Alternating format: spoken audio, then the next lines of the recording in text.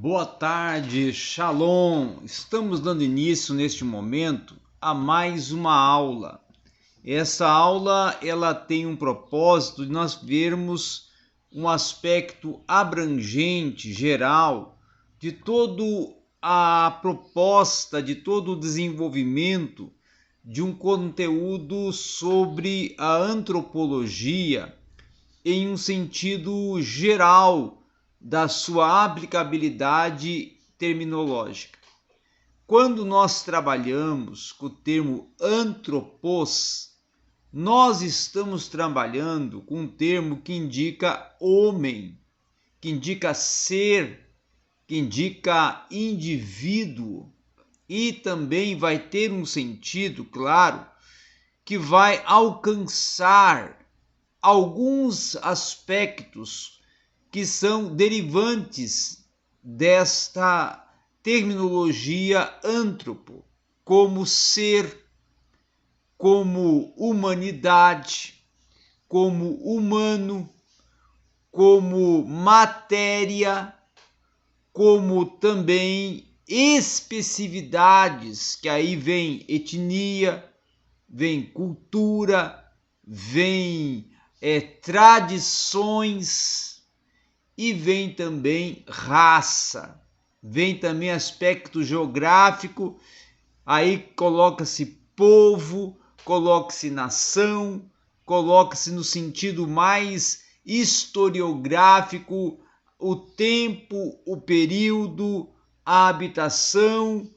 o desenvolvimento do pensamento, da proposta ideológica do ser e do antropo em sua existência e em sua temporalidade. Então, nesse sentido, é que nós vamos ver a amplitude que tem o estudo antropológico. Nós não podemos nos concentrar e pensar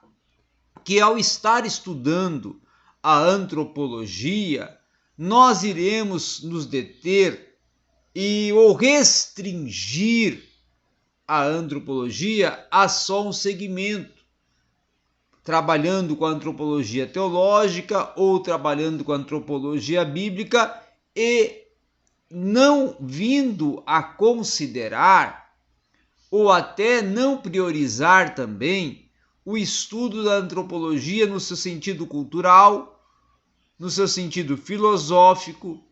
no seu sentido geográfico, sociológico e até intelectual e psicológico. Então, com isso, é que nós vamos ver que ao estudar a antropologia, a partir de um contexto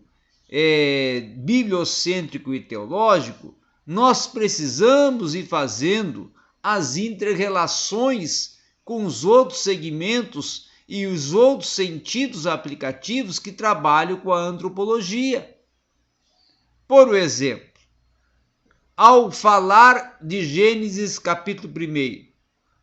ali do momento da criação ex nihilo, em que o termo criar, no original baran, criar, fazer ou trazer a existência, tá? Trazer a existência, criar ex nihilo, criar do nada, criar a partir daquilo que não existe,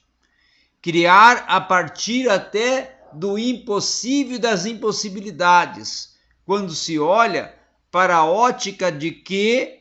era um caos e agora esse caos começa a ser formado, construído,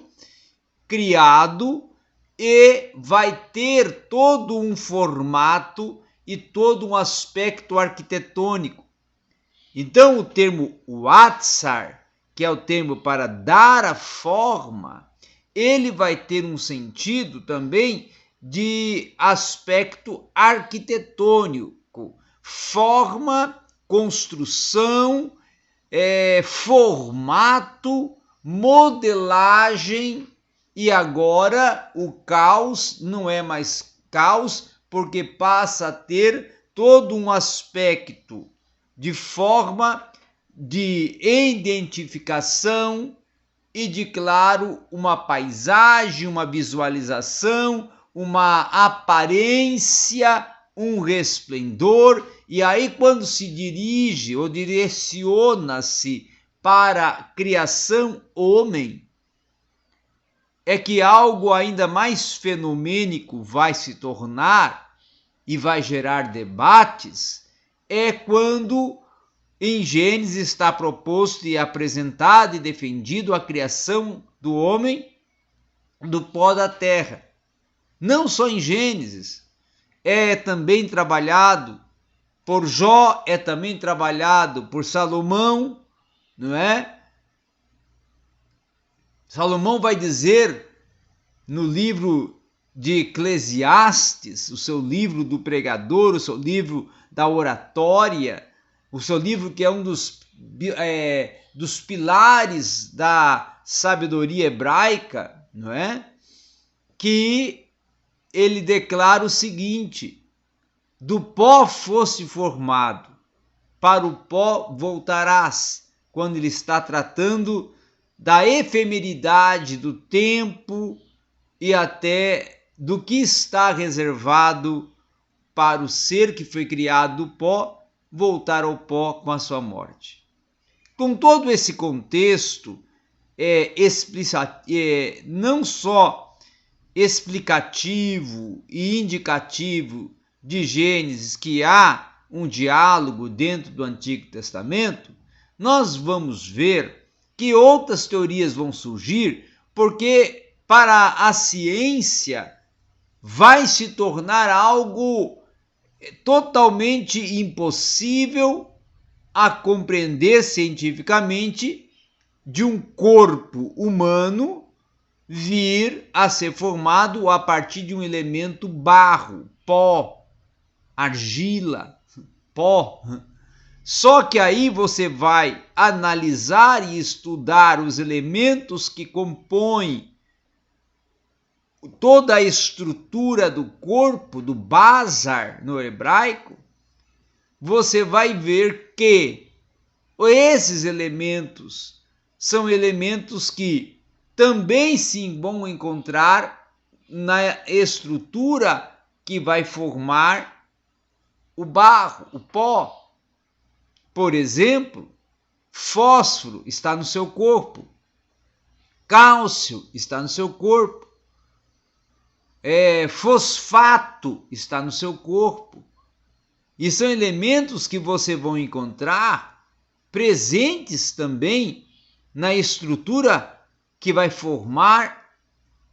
o pó da terra ou a terra.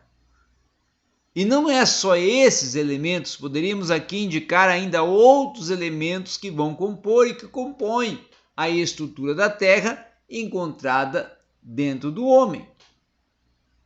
Com isso, é preciso também compreender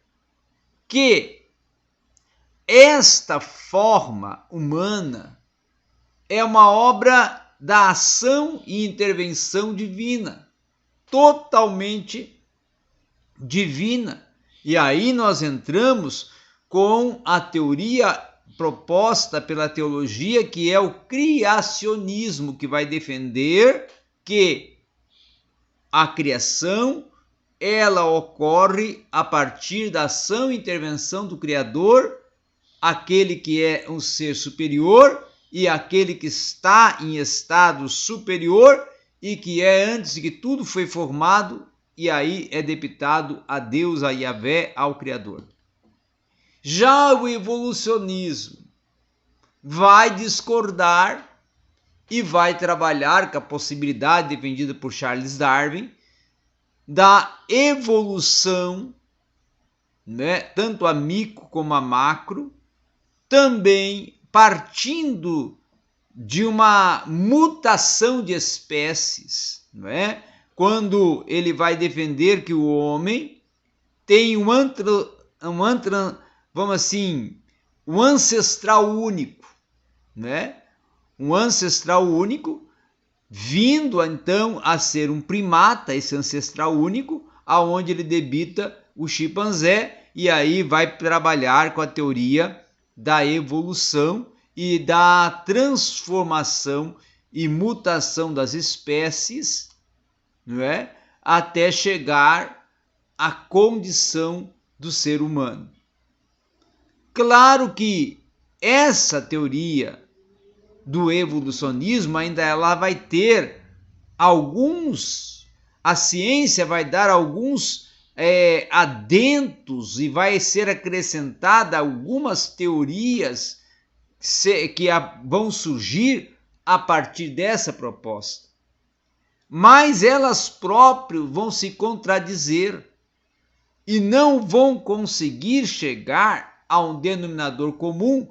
como a Bíblia, ou a Sagrada Escritura, ou o Cânon Sagrado, chega, sustenta, e a teologia, na sua argumentação, na sua pressuposição, no seu diálogo, na sua construção fundamentada de argumento, fundamentado na Bíblia Sagrada, fundamentado no cânon, através de uma exegese dos textos sagrados, vai construindo todo um volume de conteúdo apologético para defender e dar toda a fundamentação para a criação oriunda da ação e intervenção de Deus. E este homem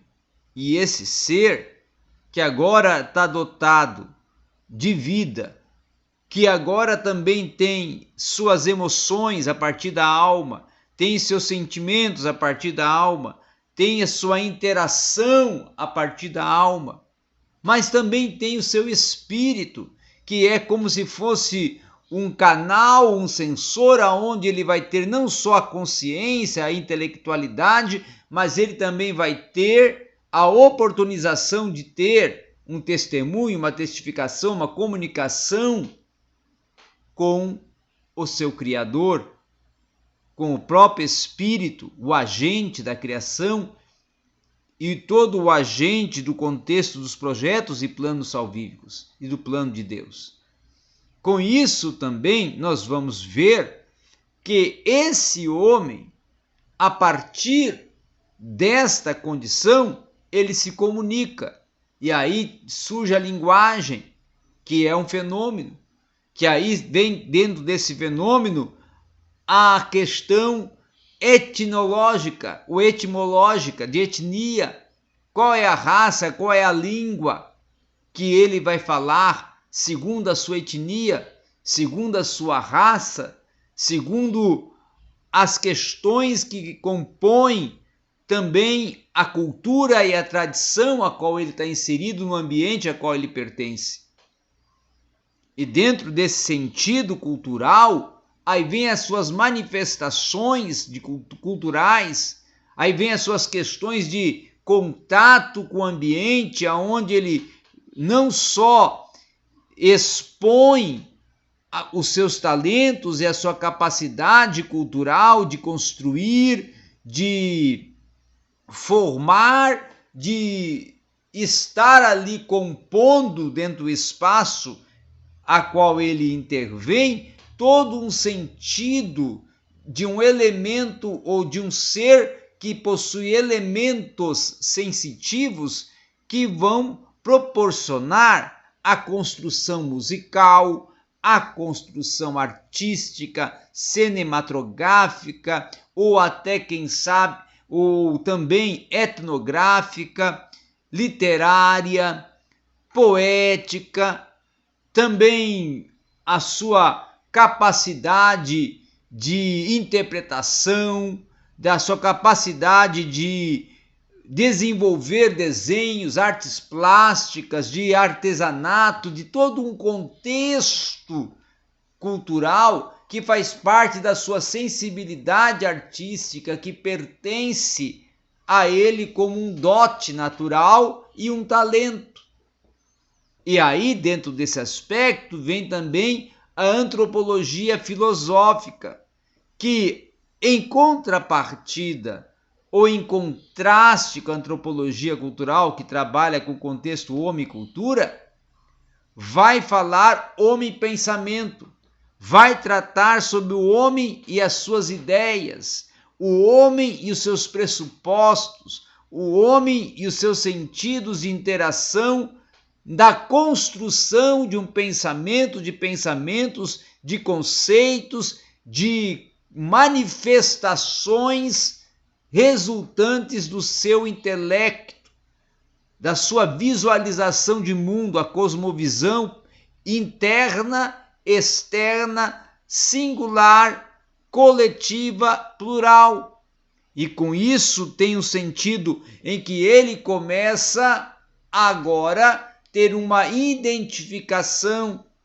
a ser identificado como um ser pensante, como um ser que raciocina, como um ser que intelectualiza o seu pensamento e o torna conceito e torna ele efetivo de um diálogo, de uma dialética,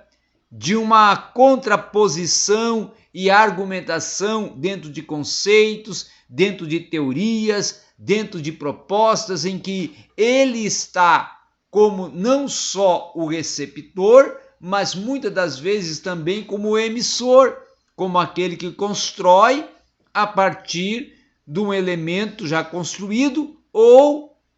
a partir do que a ideia dele concebe e faz gerar algo ainda inédito. Dentro desse sentido também nós vamos ter a antropologia relacionada ao espaço e tempo. Qual é o espaço em que ele está inserido? Qual é o tempo tempo nesse sentido não só de cromos, mas no sentido de período, de aion. E com esse período e aion, aí vem todo um contexto de vivência, de aplicação social, de manifestação histórica. Aí entra a história e entra a historiografia e vai entrar a memória que vai gerar o legado, todo num sentido propulsor da origem, do tempo, do espaço em que o homem, o ser, o antropo, está inserido. E esse antropo que está inserido, e esse antropo que está presente, e esse antropo que agora também tem um tempo e um período de existência, porque está direcionado, como a própria Bíblia defende, à morte, vai um dia morrer. Ele tem um tempo para marcar, ele tem um tempo para construir, ele tem um tempo para realizar a sua existência e o que ele tem de ansiedade, de afã, de desejo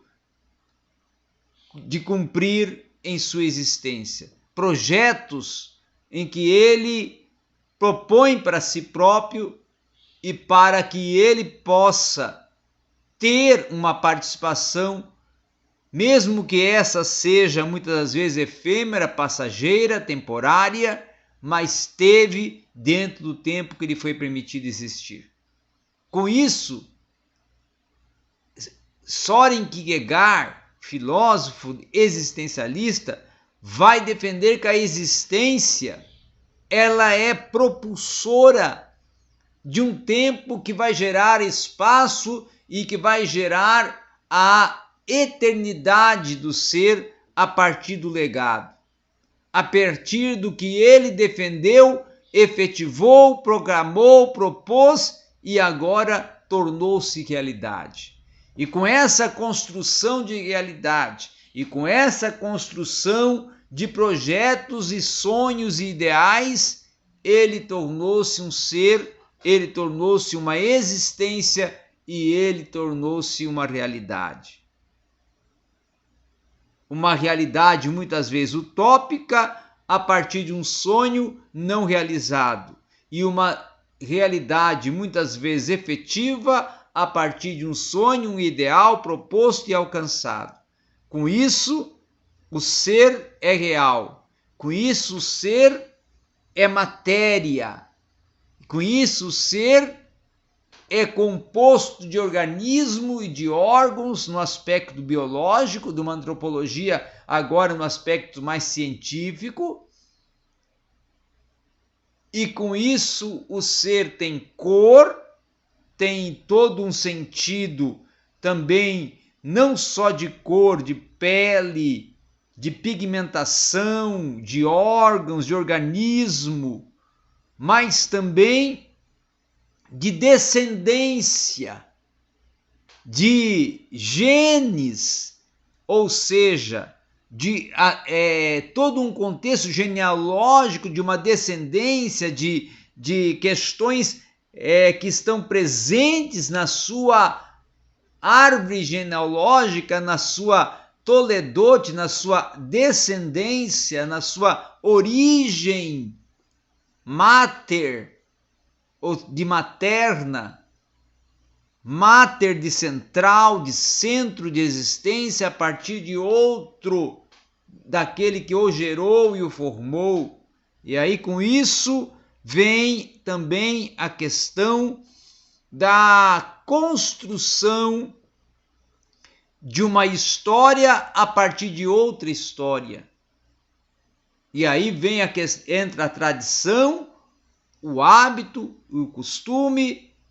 e a efetivação de uma continuidade gerando legado para poder assim dar a continuidade de uma raça, de um povo, de uma descendência, de uma prole, de um clã e construir com isso a continuidade da existência e da vida dentro do tempo e do espaço que lhe está proposto. Então isso é pensar a antropologia no sentido social também. Isso é pensar a antropologia no sentido histórico também, filosófico, cultural. E claro que vai estar indo de encontro à antropologia bíblica e à antropologia teológica, porque ela, a bíblica e a teológica, é a fundamentação para as outras áreas que estarão indo ao encontro da antropologia como divisões e segmentos desta antropologia, ou seja, ciência que tem por responsabilidade estudar o homem e as suas efetivações e participações. Então essa é que é a proposta de um conceito geral de antropologia para nós podermos assim